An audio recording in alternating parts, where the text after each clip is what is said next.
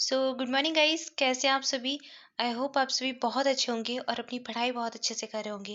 Guys, आज है 3 अप्रैल 2021 और हम आज देखेंगे 2 और 3 अप्रैल का करंट अफेयर। कल वीडियो नहीं आया था करंट अफेयर का, इसलिए हम कल के क्वेश्चंस भी आज ही कवर करेंगे। सारे क्वेश्चन सारे फैक्ट कवर करेंगे 2 और 3 अप्रैल के। तो चलिए स्टार्ट करते हैं। इस वीडियो की पीडीएफ आपको हमारे टेलीग्राम चैनल योर जी के लाइब्रेरी पर मिल जाएगी, तो आप वहां से डाउनलोड कर सकते हैं। चलिए स्टार्ट करते हैं। हमारा पहला प्रश्न है, विश्व बैंक ने वित्त वर्ष 2021-22 में भारत की ग्रोथ रेट यानी कि जीडीपी रेट 7.5% से कितने प्रतिशत के बीच रहने का अनुमान जताया है। 10.5%, 12.5%, 11.5% या फिर 8.5%। तो इस प्रश्न का सही उत्तर है 12.5%। यानी कि भारत की जो जीडीपी ग्रोथ रेट है वो 7.5 से 12.5% के बीच में रहने का अनुमान बताया है वर्ल्ड बैंक के द्वारा। वर्ल्ड बैंक की स्थापना हुई थी 1944 में। इसका जो मुख्यालय है वो है वॉशिंगटन डीसी में और इसके जो हेड हैं वो है डेविड मालपास। तो ये आपको याद रखना है इससे रिलेटेड इन्फॉर्मेशन।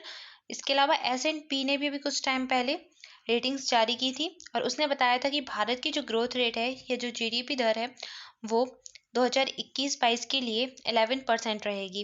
पहले इसने 10% बताई, उसके बाद ये बढ़ाकर 11% कर दी। तो ये भी आपको याद रखना है। आइए देखते हैं अगला प्रश्न।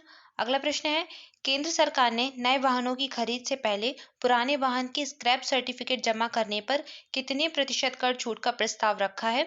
20%, 25%, 35% या फिर 10%। तो इस प्रश्न का सही उत्तर है 25%। स्क्रैप सर्टिफिकेट जमा करने पर 25% की छूट दी जाएगी। क्या है ये स्क्रैप सर्टिफिकेट और क्या पॉलिसी है, आइए जानते हैं।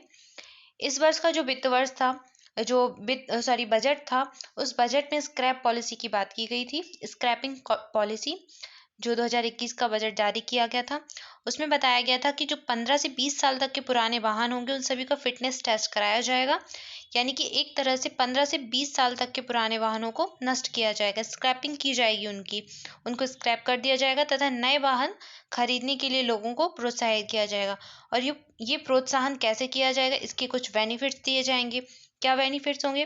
पहली बात तो देश भर में 5 सेंटर खोले जाएंगे स्क्रैप के। वहां पर आप जाकर अपनी गाड़ी स्क्रैप करा सकेंगे और स्क्रैप कराने के बाद आपको एक सर्टिफिकेट मिलेगा और वो सर्टिफिकेट दिखाकर अगर आप नया वाहन खरीदेंगे तो उसमें आपको कुछ प्रॉफिट होंगे। आपको नए वाहन की खरीद पे सबसे पहले तो आपको 4 से 5% की छूट दी जाएगी। 4 से 6% की छूट मिलेगी आपको नए वाहन की खरीद पे। उसके बाद अगर आपका जो प्राइवेट वाहन है तो उसमें आपको 25% तक रोड टैक्स फ्री होगा। और अगर आपका कॉमर्शियल वाहन है तो आपको 15% तक रोड टैक्स फ्री होगा। इसके अलावा जो वाहन निर्माता कंपनी होगी वो भी 5% तक की छूट देगी। और जो आप नया वाहन खरीदेंगे उसका जो रजिस्ट्रेशन चार्ज लगता है वो आपको नहीं देना पड़ेगा। तो ये सारे प्रॉफिट आपको होंगे। ये होंगे आपको स्क्रैप सर्टिफिकेट दिखाने पर ही। इसलिए आपको स्क्रैप सेंटर पर ही अपनी गाड़ी स्क्रैप करानी होगी और उसके बाद सर्टिफिकेट लेना होगा। और आपको सर्टिफिकेट जो मिलेगा उसको दिखाने पर आपको ये सारे बेनिफिट्स मिलेंगे। अगर आप किसी भी कबाड़ की दुकान पर जाकर अपनी गाड़ी को स्क्रैप कराते हैं तो आपको ये बेनिफिट्स नहीं मिलेंगे। इसके बाद सरकार को क्या फ़ायदा होगा या फिर ऑटो इंडस्ट्रीज जो है उनको क्या प्रॉफिट होगा। तो सबसे बड़ा इससे जो प्रॉफिट होगा वो तो होगा पॉल्यूशन कम होगा, क्योंकि जो नए वाहन होंगे उनसे पॉल्यूशन बहुत कम होता है। तो पॉल्यूशन पर रोकथाम लगेगी। दूसरा, जो ऑटोमेटिक फिटनेस टेस्ट हो जाएगा। अभी क्या होता है, 30-30 साल पुराने वाहन लोग यूज़ करते रहते हैं, उसका फिटनेस टेस्ट नहीं कराते हैं। लेकिन अगर आपको स्क्रैप सर्टिफिकेट चाहिए तो आपको पहले फिटनेस टेस्ट कराना पड़ेगा सेंटर पर जाकर। तो आपका फिटनेस टेस्ट भी हो जाएगा वाहन का। तो ये ऑटोमेटिक प्रोसेस होने लगेगी। उसके बाद क्या होगा, जो ऑटो इंडस्ट्री होगी उसको 10 लाख करोड़ तक का ये हो जाएगी।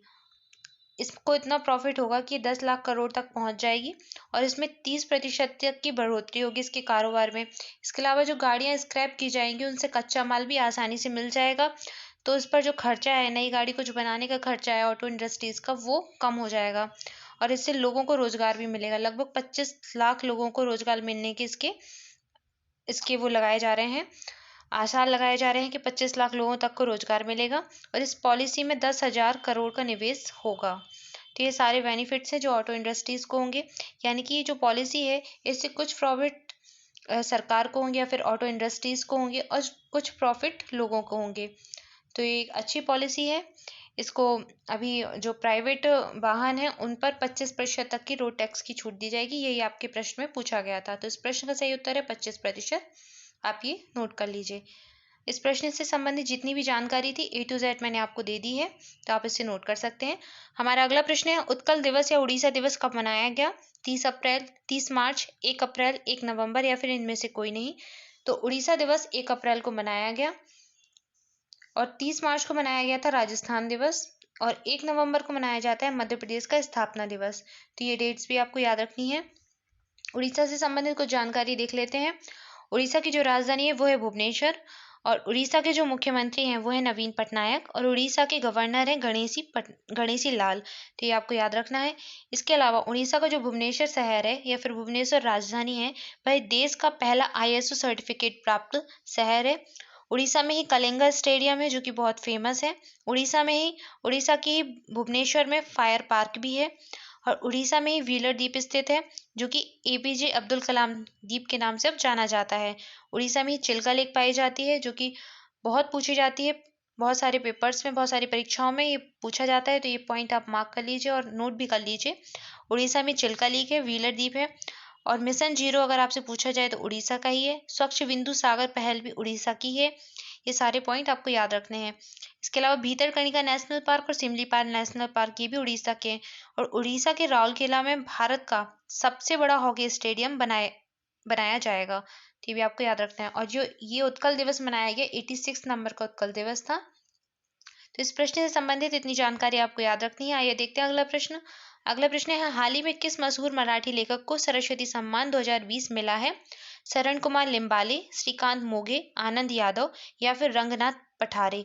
तो इस इमेज में आप देख सकते हैं ये शरण कुमार लिम्बाले हैं। इनको 2020 का सरस्वती सम्मान दिया गया है, और ये एक मराठी लेखक है। इनको इनकी कृति सनातन के लिए यह पुरस्कार दिया गया है, और इस कृति में दलित संघर्ष के महत्वपूर्ण सामाजिक और ऐतिहासिक दस्तावेजों का संग्रह है। तो ये आपको याद रखना है। और सनातन का प्रकाशन 2008 में किया गया था, और यह जो पुरस्कार है 2020 का, यह 30वें नंबर का पुरस्कार है। तो ये अभी आपको याद रखना है। इसके पहले जो 29वें नंबर का पुरस्कार यानी कि 2019 का जो दिया गया था, वो दिया गया था सिंधी साहित्यकार वासुदेव मोही को, उनका कहानी संग्रह चेक बुक के लिए। तो ये भी आपको याद रखना है, क्योंकि बहुत सारे एग्जाम्स हैं जिनमें पुराना करंट अफेयर भी पूछा जाता है। ये पॉइंट भी आप याद रखिए। सरस्वती सम्मान के बारे में बात कर लेते हैं। सरस्वती सम्मान की जो स्थापना है वो 1991 में के बिरला फाउंडेशन के द्वारा की गई थी। 1991 से ये पुरस्कार दिया जाता है के बिरला फाउंडेशन के द्वारा, और इस वर्ष का जो पुरस्कार है वो दिया गया है शरद कुमार लिम्बाले को। तो ये आप याद रखिए। आइए देखते हैं अगला प्रश्न। अगला प्रश्न है, स्कूल ऑफ लॉर्ड राम नामक दुनिया की पहली आवासीय पाठशाला कहाँ खोली जा रही है? वाराणसी, कोलकाता, लखनऊ या फिर उज्जैन। तो इस प्रश्न का सही उत्तर हो जाएगा वाराणसी। उत्तर प्रदेश के वाराणसी शहर में दुनिया की पहली आवासीय पाठशाला या फिर वर्चुअल स्कूल खोला जाएगा, और इसका नाम होगा स्कूल ऑफ लॉर्ड राम। तो ये वाराणसी में खोली जा रही है। उत्तर प्रदेश की जो राजधानी है वो लखनऊ है। उत्तर प्रदेश की जो मुख्यमंत्री है वो है योगी आदित्यनाथ, और यहाँ की जो गवर्नर है वो है आनंदीबेन पटेल। इससे पहले आपको जो मैंने पढ़ाया था वो था उत्तर प्रदेश में भी काला नमक महोत्सव या फिर बुद्धा चावल महोत्सव भी आयोजित किया गया था, और स्ट्रॉबेरी फेस्टिवल भी यहाँ पर मनाया जा चुका है। तो ये पॉइंट आप याद रखिए। आइए देखते हैं अगला प्रश्न। अगला प्रश्न है, हाल ही में 2 हरित ऊर्जा कुशल शहर बनाने वाला देश का पहला राज्य कौन सा बन गया है? उत्तर प्रदेश, मध्य प्रदेश, गुजरात या फिर बिहार। तो इस प्रश्न का सही उत्तर हो जाएगा बिहार। बिहार देश का ऐसा पहला राज्य बन गया है जिसके पास 2 हरित ऊर्जा कुशल शहर हैं। बिहार का राजगीर और बोधगया, ये दोनों देश के पहले हरित ऊर्जा कुशल शहर बन गए हैं। और इन जो शहर हैं, ये जो शहर हैं, यहाँ पर 2023 से पहली अक्षय ऊर्जा परियोजना के माध्यम से सौर ऊर्जा प्राप्त हो जाएगी। 2023 से इनको सौर ऊर्जा मिलने लगेगी, और शहरों को चलाने के लिए जो आवश्यक हरित ऊर्जा आपूर्ति है वह solar energy corporation of India यानी कि SECI के द्वारा विकसित की जाएगी, और इसकी आपूर्ति भी की जाएगी। तो 2023 से SECI के द्वारा यहाँ पर हरित ऊर्जा की आपूर्ति की जाना शुरू हो जाएगी। तो ये आप याद रखिए। इसके बाद देखते हैं अगला प्रश्न। अगला प्रश्न है, IPL टीम दिल्ली कैपिटल्स ने हाल ही में किस खिलाड़ी को टीम का कप्तान नियुक्त किया है? शिखर धवन, अमित मिश्रा, अक्षर पटेल या फिर ऋषभ पंत। तो भी आईपीएल टीम, जो दिल्ली की आईपीएल टीम है कैपिटल्स को, ऋषभ पंत ने अभी टीम का कप्तान नियुक्त किया है। तो ये ऋषभ पंत हैं और ये पहली बार बतौर कप्तान खेलेंगे आईपीएल को। तो ये आप याद रखिए, IPL Indian premium league, Rishabh Pant पहली बार बतौर कप्तान खेलने जा रहे हैं दिल्ली कैपिटल्स की तरफ से। आइए देखते हैं अगला प्रश्न। अगला प्रश्न है, मुख्यमंत्री योगी आदित्यनाथ ने हाल ही में किस शहर में शहीद अशफाक उल्ला खां चिड़ियाघर गोरखपुर चिड़ियाघर का उद्घाटन किया है? तो इस प्रश्न में ही इसका उत्तर दे दिया है, गोरखपुर चिड़ियाघर। तो इसका सही उत्तर हो जाएगा गोरखपुर। गोरखपुर में मुख्यमंत्री आदित्यनाथ ने शहीद अशफाक उल्ला खां चिड़ियाघर की अभी स्थापना या फिर उद्घाटन किया है। तो याद रखिए, इससे पहले भी मैंने आपको पढ़ाया था कि काला नमक चावल या फिर बुद्धा फेस्टिवल जो है वो उत्तर प्रदेश के सोनभद्र जिले में आयोजित किया गया था। यहाँ पर ही स्ट्रॉबेरी फेस्टिवल आयोजित किया गया था। और उत्तर प्रदेश के जो मुख्यमंत्री हैं वो योगी आदित्यनाथ। और उत्तर प्रदेश भारत में जनसंख्या के आधार पर प्रथम स्थान पर आता है, यानी कि भारत में जो सबसे ज़्यादा जनसंख्या है वो उत्तर प्रदेश राज्य की ही है। और उत्तर प्रदेश में सबसे अधिक लोकसभा सीटें भी हैं। तो ये पॉइंट आप याद रखिए। आइए देखते हैं अगला प्रश्न। अगला प्रश्न है, किस देश की ज्वालामुखी में 900 वर्षों के बाद विस्फोट हुआ है? आइसलैंड, इंडोनेशिया, भारत या फिर जापान? तो इस प्रश्न का सही उत्तर है आइसलैंड। आइसलैंड का जो ज्वालामुखी है माउंट फेगराडेल्स फॉल, इसमें भी 900 साल के बाद विस्फोट हुआ है। ज्वालामुखी की 3 टाइप्स होते हैं। एक पहला होता है सक्रिय ज्वालामुखी। सक्रिय ज्वालामुखी वह होता है जहाँ पर विस्फोट होता रहता है, कुछ ही वर्षों में, 3-4 वर्षों में, हर 3-4 वर्षों में विस्फोट होता रहता है, कभी भी हो सकता है।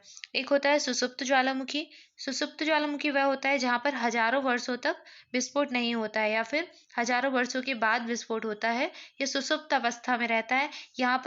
इसका मतलब है यहाँ पर विस्फोट हो भी सकता है और नहीं भी हो सकता है हजारों सालों तक। तो इसके बाद है तीसरा तीसरा होता है शांत या फिर मृत ज्वालामुखी। ये ऐसा ज्वालामुखी होता है जहाँ पर विस्फोट होने की संभावना ना के बराबर ही होती है। तो ये तीनों प्रकारों में से जो अभी आइसलैंड का ज्वालामुखी है माउंट फेगरा डेल्फ फॉल, ये सुसुप्त ज्वालामुखी के श्रेणी में आएगा और इस पर अभी 900 वर्षों के बाद विस्फोट हुआ है। तो ये आपको याद रखना है। इससे पहले इंडोनेशिया के माउंट मेरापी में भी विस्फोट हुआ था। तो माउंट मेरापी इंडोनेशिया का है और माउंट फेगरा डेल्फ फॉल आइसलैंड का ज्वालामुखी है। आइए देखते हैं अगला प्रश्न। अगला प्रश्न है, विश्व विकास रिपोर्ट 2021 किसने जारी की? विश्व बैंक, आईएमएफ, डब्ल्यूईएफ या फिर डब्ल्यूएचओ? तो इस प्रश्न का सही उत्तर हो जाएगा विश्व बैंक, यानी कि world development report 2021 world bank के द्वारा जारी की गई। वर्ल्ड बैंक हर वर्ष यह रिपोर्ट जारी करता है और इस वर्ष इस रिपोर्ट में बताया जाता है कि भारत में का जो डेवलपमेंट है, भारत की जो लोग रहने का, लोगों का स्तर है, जीवन स्तर है, वो किस प्रकार का है, तो उसकी क्या श्रेणी है। तो इस रिपोर्ट को विश्व बैंक ने जारी किया है अभी। और इस जो वर्ल्ड बैंक है, वर्ल्ड बैंक की स्थापना मैंने आपको बताई थी 1944 में हुई थी। इसकी जो हेडक्वार्टर है वो वॉशिंगटन डीसी में है और इसके जो वो हेड हैं वो है डेविड मलपास। इसके अलावा आईएमएफ की चर्चा कर लेते हैं। आईएमएफ की स्थापना भी 1944 में ही की गई थी। इसका हेडक्वार्टर भी वॉशिंगटन डीसी में ही है और इसके जो हेड है वो है क्रिस्टीन लेगार्ड, ये जर्मनी से बिलोंग करते हैं। इसके बाद वर्ल्ड इकोनॉमिक फोरम या फिर डब्ल्यूईएफ, तो इसकी स्थापना हुई थी 1971 में और इसका जो मुख्यालय है वो है कोलोनी, स्विट्जरलैंड में।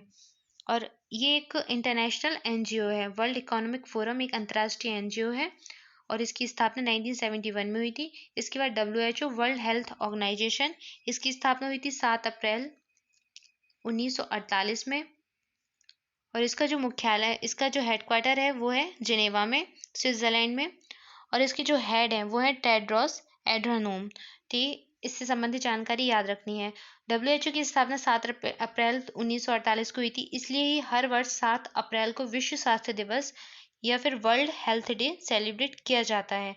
अभी आएगा 7 अप्रैल को, तब हम इसको डिटेल से डिस्कस करेंगे। अभी के लिए आप इतना याद रखिए कि 7 अप्रैल को विश्व स्वास्थ्य दिवस मनाया जाता है और डब्ल्यूएचओ की स्थापना 7 अप्रैल 1948 में हुई थी और इसका मुख्यालय बहुत इंपॉर्टेंट है, जिनेवा में है। तो इस प्रश्न से संबंधित आपको इतनी जानकारी याद रखनी है। सो गाइज, ये था आज का करंट अफेयर। आइए देखते हैं अप्रैल महीने के महत्वपूर्ण दिवस। 7 अप्रैल को मनाते हैं विश्व स्वास्थ्य दिवस, 14 अप्रैल को मनाते हैं अंबेडकर की जयंती, 17 अप्रैल को मनाया जाता है विश्व हीमोफीलिया दिवस, 18 अप्रैल को मनाते हैं विश्व विरासत दिवस, 22 अप्रैल को मनाते हैं पृथ्वी दिवस और 23 अप्रैल को मनाते हैं विश्व पुस्तक दिवस। तो ये अप्रैल महीने के महत्वपूर्ण दिवस हैं जो आप याद रखिए। कल आपसे प्रश्न पूछा गया था, कौन सा देश संयुक्त राष्ट्र शांति सैनिकों यानी कि जो पीस कीपर थे यूएन के, उनके लिए कोविड-19 टीकों की लगभग 2 लाख खुराकें उपहार में देगा। तो ये हमारा प्यारा भारत है। हमारा भारत यूएन पीस कीपर्स के लिए कोविड-19 के टीकों की 2 लाख खुराकें उपहार में देने वाला है। कल आपसे जो थंबनेल में प्रश्न पूछे गए थे उनका बहुत सारे बच्चों ने सही आंसर दिया है। कुछ बच्चों ने डिटेल में आंसर लिखा है बहुत अच्छे से, जैसे कि हरियाणा अली खान है, इन्होंने बहुत अच्छे से डिटेल में आंसर लिखा है। इसके बाद निधि चौहान ने और मनीषा सिंह ने आंसर बहुत अच्छे से दिया और धनेंद्र पटेल इन्होंने भी सही आंसर दिया। तो आप ऐसे ही आंसर करते रहिए और जो आप आंसर लिखते हैं वो आपको बहुत अच्छे से याद हो जाता होगा। इसलिए आप कोशिश करिए ज़्यादा से ज़्यादा लिखें, ज़्यादा से ज़्यादा इन्फॉर्मेशन लिखें ताकि आपको वो याद हो जाए और आप कभी ना भूलें। और आज के लिए आपका जो प्रश्न है वो है, भारत और किस देश के बीच संयुक्त सैन्य अभ्यास वज्रप्रहार का आयोजन किया गया? चीन, फ्रांस, अमेरिका या फिर ब्रिटेन? तो इस प्रश्न का सही उत्तर आपको कमेंट बॉक्स में करना है। और गाइज़, अगर आपको वीडियो अच्छा लगा हो तो वीडियो को ज़रूर से लाइक करें और अगर आप पहली बार चैनल पर आए हैं तो चैनल को सब्सक्राइब करना बिल्कुल ना भूलें। साथ ही साथ आपके जितने भी फ्रेंड्स हैं, जितने भी स्टडी ग्रुप हैं, सबके साथ आप वीडियो को शेयर करें और चैनल को लाइक भी करें, शेयर भी करें, सब्सक्राइब भी करें। और आप हमारा टेलीग्राम चैनल भी ज्वाइन कर सकते हैं, यूजी की लाइब्रेरी के नाम से है। आप हमारा फेसबुक पेज भी फॉलो कर सकते हैं, यहाँ पर आपको सारे वीडियो की अपडेट्स मिल जाएगी। आप हमें कूपर भी फॉलो कर सकते हैं। So thank you guys for watching this video. मस्त रहें, मुस्कुराते रहें और पढ़ाई करते रहें। मिलते हैं नेक्स्ट वीडियो में। Thank you so much.